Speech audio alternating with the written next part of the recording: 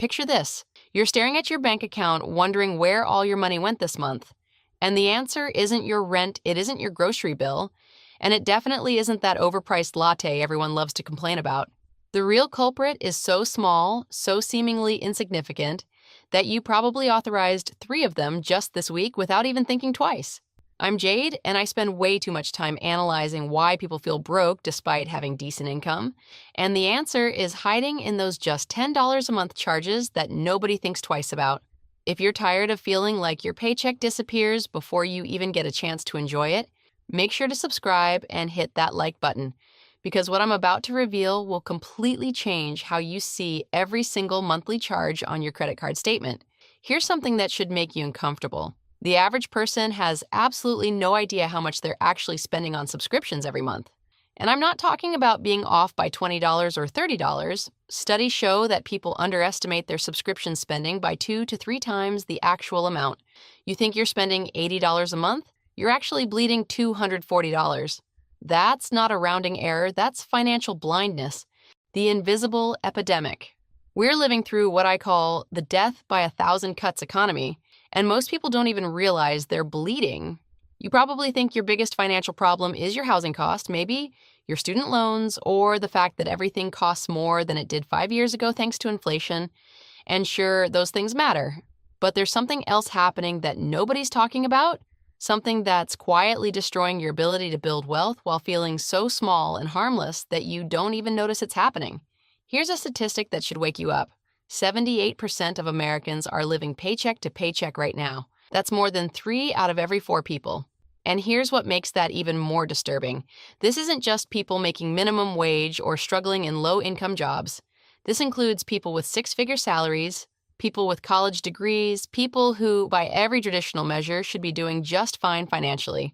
The Federal Reserve found that the average household can't cover a $400 emergency without going into debt or selling something. $400. That's not a medical crisis, that's not a major car repair, that's barely an unexpected vet bill. Meanwhile, millennials have 20% less wealth than baby boomers had at the same age. Despite being more educated and working longer hours, something is fundamentally broken, and it's not what the financial gurus are telling you to fix. They'll tell you to skip the avocado toast, make your coffee at home, stop eating out so much. And sure, those things add up, but they're missing the real problem entirely. The subscription economy has exploded into a $275 billion industry, and that number is growing faster than most people's salaries. We've somehow normalized a financial model where you never actually own anything anymore, you just rent access to it month after month after month. And the companies behind this model have figured out something brilliant and terrifying. They've discovered that the human brain has a pain threshold for spending, and as long as they keep individual charges below about $50, most people won't even register the pain of paying. The subscription creep. So what exactly is this silent wealth killer? It's subscription creep, and it's draining your financial future as we speak. The average household carries 12 active subscriptions, though studies suggest the real number hits 20 when you count everything. Here's the terrifying part. When researchers ask people to estimate their subscription count, they're wrong by a factor of 2 or 3. People genuinely don't know what they're paying for anymore. A study by West Monroe found that 42% of consumers have subscriptions they've completely forgotten about. Not subscriptions they don't use much, subscriptions they literally forgot existed. The average person wastes between $133 and $240 every single year on these zombie subscriptions. That's money you're spending on absolutely nothing. Services you're not using, apps you're not opening, memberships to gyms you haven't visited in 18 months. Let me break down what this actually looks like in real life, because the devil is really in the details here. Take streaming services. Netflix alone ranges from $6.99 to $22.99 per month, depending on your plan. Add Disney Plus at $7.99 to $13.99. Throw in HBO Max at $9.99 to $19.99. Amazon Prime Video is technically part of your Prime membership, but that's another $14.99 per month. Maybe you've got Hulu, Apple TV Plus, Paramount Plus, Peacock. The average household now has 4 or more streaming services running simultaneously. That's $40 to $80 per month just to watch TV, and most people are only actively using 1 or 2 of them at any given time. But streaming is just the beginning. If you do any kind of creative work, Adobe Creative Cloud is $54.99 per month. Microsoft 365 is another $6.99 to $9.99. Cloud storage through Dropbox or Google, that's $9.99 to $19.99. And here's the thing, a lot of these tools have free alternatives that would work just fine for most people, but we've been convinced we need the premium version. Food delivery subscriptions are their own special category of wealth destruction. DoorDash DashPass, Uber One, Grubhub Plus, they all hover around $9.99 per month. And that's before you pay the actual delivery fees, service charges, and tips that can add 40% to 50% on top of your food cost. You're paying a monthly fee for the privilege of paying extra fees. It's fees all the way down. Gaming subscriptions like Xbox Game Pass Ultimate at $16.99 or PlayStation Plus Premium at $17.99 might seem reasonable if you're an active gamer. But how many people are paying for these services and playing maybe 1 or 2 games a month, if that? Gym memberships are the classic subscription scam.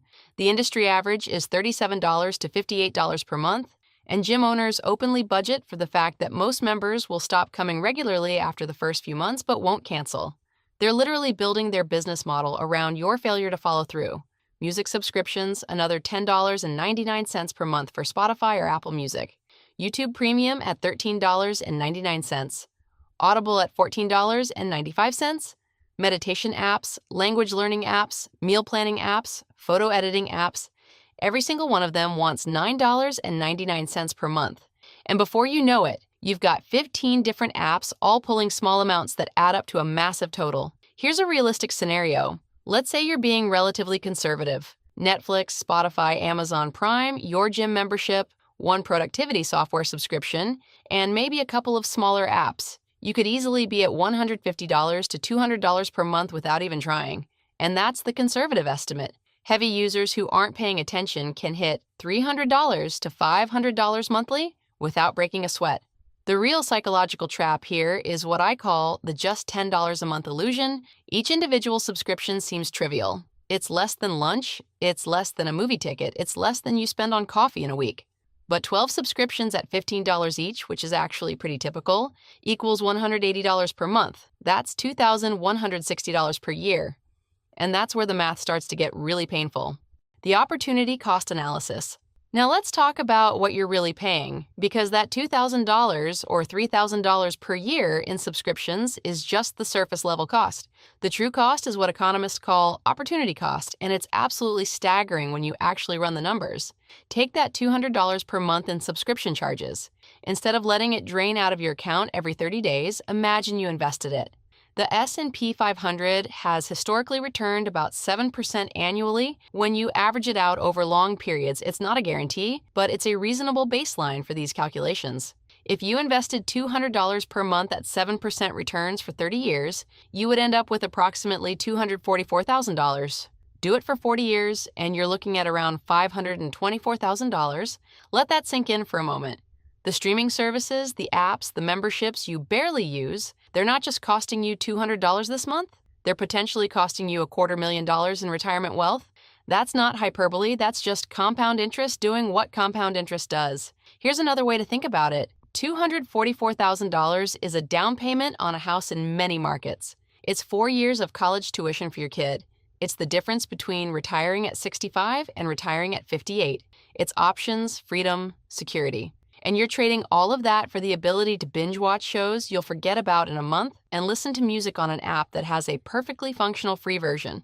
The zombie subscription problem makes this even worse. Remember that $133 to $240 per year people waste on subscriptions they've completely forgotten about. That's not money spent on something you're choosing not to use. That's money spent on literally nothing. You're not even getting the theoretical value of access. You're just wasting cash because you can't remember what you signed up for 14 months ago. The most common zombie subscriptions are predictable. Free trials that auto-renewed and you never noticed.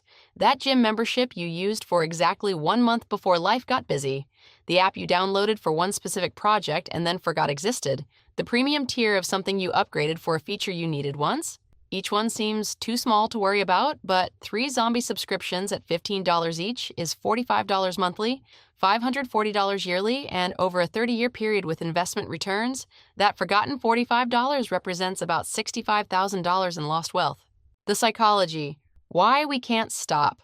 So why do smart, capable people keep falling into the subscription trap? Because the companies selling these services have spent billions of dollars studying human psychology, and they figured out exactly how to exploit our cognitive weaknesses. First, there's the frictionless sign-up combined with the friction-heavy cancellation. Signing up for a free trial takes literally 1 click, but canceling? That requires you to log into a website, navigate through multiple pages, answer questions about why you're leaving, potentially talk to a retention specialist, and confirm your cancellation multiple times. They've deliberately made it annoying enough that a certain percentage of people just won't bother. Your laziness is a line item in their revenue projections. The price anchoring is brilliant in its simplicity. When something costs $19.99 per month, your brain processes that very differently than $240 per year, even though it's the exact same amount of money. The monthly number seems small, manageable, and harmless. The annual number would make you pause and really think about whether you need it. So they always lead with the monthly price, and they know most people won't do the multiplication. Then there's the automatic renewal model. This is opt-out, not opt-in. You have to actively decide to stop being charged rather than actively decide to continue being charged. This flips the default in their favor. Human beings have a strong status quo bias. We tend to just keep doing whatever we're already doing unless something forces us to change.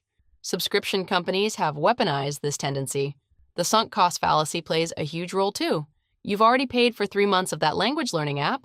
You keep meaning to actually use it.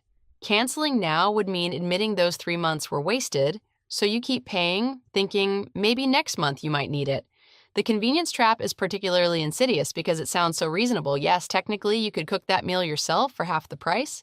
Yes, you could drive to the store instead of having it delivered. Yes, you could use the free version of the app with ads, but the premium convenient version is just $9.99 per month. And your time is valuable, right? Except you're not actually calculating the time value correctly. You're paying $120 per year for maybe 30 minutes of saved time per month. That's $4 per saved hour, which is probably less than you make at your actual job. Meal kit subscriptions are the perfect example. They cost 2 to 3 times what the same ingredients would cost at the grocery store. But they market themselves as saving you time on meal planning and shopping. If you actually tracked the time saved versus the money spent, most people would realize they're paying a massive premium for marginal convenience. The paradox of choice makes everything worse. Netflix has thousands of titles, so you spend 20 minutes browsing and end up watching nothing. You've got 6 different streaming services, so you can't remember which one has the show you wanted to watch. You pay for all these subscriptions to have options, but the abundance of options actually decreases your satisfaction and usage. Studies consistently show that people use only about 20% to 30% of their subscriptions actively, but they keep paying for all of them because what if they want to use it later? The industry's dirty secrets. Now let's talk about what these companies don't advertise in their marketing materials. Netflix costs $7.99 per month back in 2014. That same basic subscription is now $15.49. The premium tier has jumped to $22.99. That's almost 3 times the original price in just 10 years. And it happened gradually enough that most people didn't really notice or care. This is price creep, and every subscription service does it. They start cheap to build the user base, then slowly increase prices every year or two, betting that you won't cancel over an extra $2 per month. And they're right, most people don't. Features that used to be included in the basic tier get moved to premium tiers. YouTube used to let you play videos in the background on mobile for free. Now that's a YouTube premium feature. Spotify's free tier used to have fewer restrictions. Now you can barely use it on mobile without massive limitations. They're taking features away and then selling them back to you. Bundle traps are the new frontier. Apple One bundles together multiple services at a discount that sounds great until you realize you're paying for 5 services but only actively using 2. Amazon Prime bundles shipping, video, music, and other benefits, and they price it so the video alone seems like a free bonus. But you're paying $14.99 per month whether you use Prime Video or not, and if you're honest about it, you probably only care about the free shipping. Here's what really happens behind the scenes. Subscription companies track something called churn rate, which is the percentage of subscribers who cancel each month. The industry average is around 5% to 7% monthly. They know they're going to lose a certain number of people, so they build their entire growth strategy around acquiring new subscribers faster than they lose existing ones. And they know that a significant chunk of their revenue comes from people who barely use the service but haven't gotten around to canceling yet. Industry insiders literally call this the forgetfulness tax, and they budget for it. When you try to cancel, you'll often get hit with a retention offer. 3 months at 50% off, 1 free month, a discount on an annual plan. These offers aren't random acts of generosity, they're calculated based on customer acquisition costs. It costs way more to acquire a new customer than to keep an existing one, even at a discount. So they'll offer you a deal that still makes them money but feels like a win for you. And it works because people see the discount and think they're getting a great deal. Instead of recognizing they're still paying for something they don't use enough to justify any cost. The solution: breaking free. Here's exactly how you fix this, and it's simpler than you think, but it requires actually doing it instead of just thinking about doing it. First, you need to do the subscription audit. Go through your bank statements and credit card statements for the last 3 months. Not 1 month, 3 months. Because some subscriptions bill quarterly or annually, and you'll miss them if you only look at 1 month. List every single recurring charge, everything that shows up more than once. Next to each subscription, write down 3 things. When was the last time you actually used it? What would happen if you canceled it right now? Is there a free alternative that would work just as well? Now calculate your monthly total and your annual total. Multiply the annual total by 30 and then by the factor you'd get from investing it at 7% returns. There are free compound interest calculators online. Use one. Look at that number. That's what your subscriptions are actually costing you. The keep or cut decision should be ruthlessly simple. If you haven't used it in the last 30 days and there's a free alternative, cut it. If it's a duplicate service, like having both Spotify and Apple Music, cut one. If you can't remember the last time you opened the app, cut it. The only subscriptions you keep are ones you use at least twice a week and that genuinely add value you can't get elsewhere. But here's where people mess up. They do the audit, they cancel a bunch of stuff, they feel good about themselves, and then 3 months later they've subscribed to 5 new things and they're right back where they started. You need systems to prevent backsliding. The rotation method works great for streaming services. Keep 2 services at a time. Watch everything you want to watch on those 2. Cancel them. Subscribe to 2 different ones. Rotate every 3 months. You'll never run out of content, you'll save a ton of money, and you'll actually watch the shows instead of endlessly browsing. For anything with a free trial, set calendar reminders 3 days before any subscription renews. Your phone probably has a calendar. Use it. Get a notification that says Netflix renews in 3 days. Take 30 seconds to decide if you've used it enough this month to justify keeping it. If not, cancel right then. Adopt the one in, one out rule. Before you subscribe to anything new, you have to cancel an existing subscription first. This caps your total number and forces you to actually think about priority. If you want to try that new streaming service, which existing service are you willing to give up? Set a hard budget cap. Maybe it's $50 per month, maybe it's $100, whatever number makes sense for your situation. But once you hit that cap, you're done. No new subscriptions until you cancel something else. This prevents the slow creep from happening again. And here's a strategy most people never consider. For the subscriptions you decide to keep, check if they offer an annual plan. You'll usually save 15% to 20% by paying yearly instead of monthly. Yes, it's a bigger upfront cost, but if you've already decided you're keeping it anyway, you might as well pay less. Plus, paying once a year instead of monthly makes it way easier to track what you're actually spending. Here's what this all comes down to. You can keep living like a subscription slave, letting hundreds of dollars drain out of your account every month for services you barely use, watching your potential wealth evaporate into company profits. Or you can take control, do the uncomfortable work of actually looking at where your money goes, and make different choices. What would you actually do with an extra $2,000 or $3,000 per year? That's not a hypothetical question. If you cut your subscriptions in half, which is totally achievable for most people, that's real money back in your pocket. Real money you could invest. Real money you could save. Real money that could compound into actual wealth over time instead of disappearing into the void.